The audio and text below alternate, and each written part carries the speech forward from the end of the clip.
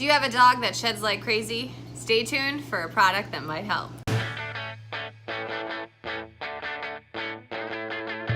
Aloha, I'm Athena Angelique. Welcome to Such Good Dogs. We are going to do a product review for you today. Today's product is the FURminator.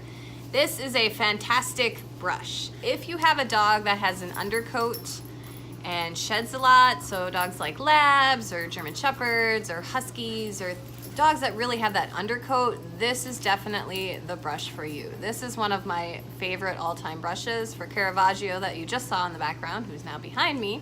He is a Great Dane German Shepherd mix, so he definitely has that undercoat. This works fantastic on him. Our old dog that passed away a few years ago, Nikita, she was a Golden Lab Springer Spaniel mix. She also had that undercoat that this really works really fantastic for. I absolutely love this brush. At the end, we'll show you some video. I'm gonna brush Caravaggio here in a few minutes, and we'll show you how much this actually pulls out. Now, this brush isn't for everybody. So we do have multiple dogs. One of my other dogs, or you saw Lucy in the background there, Lucy doesn't really have that undercoat. She's a terrier mix, so she has more of that wiry coat. She doesn't really have an undercoat, so this brush doesn't work very well on her. My other two dogs, Devo, who's a Min Pin mix, and Ahsoka, who's a Lab Pit mix, we believe. They don't have that undercoat either. They were all born in Hawaii. They tend to have thinner coats if they're born here, a lot of them.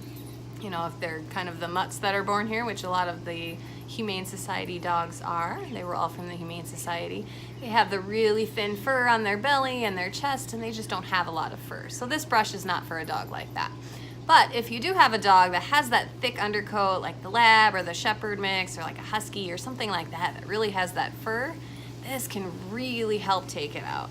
I absolutely love the FURminator. I give the FURminator 5 out of 5 stars for sure.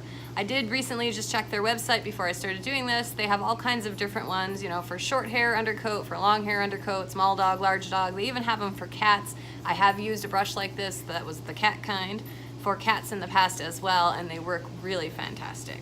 So if you are looking for a new brush for your dog or cat and you're not sure where to start, check out the FURminator. If you really have that undercoat, this is just absolutely amazing. Really helps pull that fur out. Here, look, he's right here. I'll do a couple of brushes. Look at that. That was like 4 strokes. It pulls it out, and you can see here it's starting to fly off as well. Some of the FURminators do have this little thing, which I think is fantastic. You push this and the fur kind of falls off. So you can do it one-handed. I tend to just kind of pull it off myself too, because this does push most of it off, but it helps to pull off the little bit extra there. Give it a toss or put it in your garden or what have you, wherever you're gonna put that. So, looking for a new brush, try out the FURminator. Thanks so much for watching Such Good Dogs. You like that?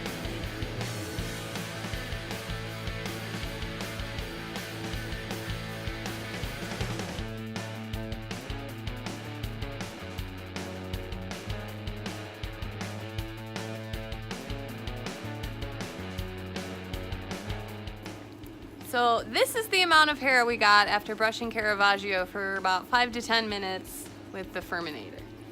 That's a lot of fur. That's just a couple of minutes. So if you do a couple of minutes a couple of times a day, you're really gonna help de-shed your dog and have less fur to worry about in your house. A couple things I want you to keep in mind using the FURminator. We'll demonstrate with Devo here. So most dogs are gonna shed the most, like around their mane and near their hips and their butt end. So because it is a little bit pokey, if you push too hard, you can actually hurt your dog. Devo, come here. So you want to be careful, don't go too crazy with it. And I'm not gonna brush Devo with it because it does not work for him. But especially when you're along the hips here, be really gentle and careful, and you know, just anywhere there's joints and bones, just be a little bit more careful. Dogs tend to be a little bit more sensitive around their rear end as well. So when you're brushing there, take special care just to be a little bit more gentle with your dog.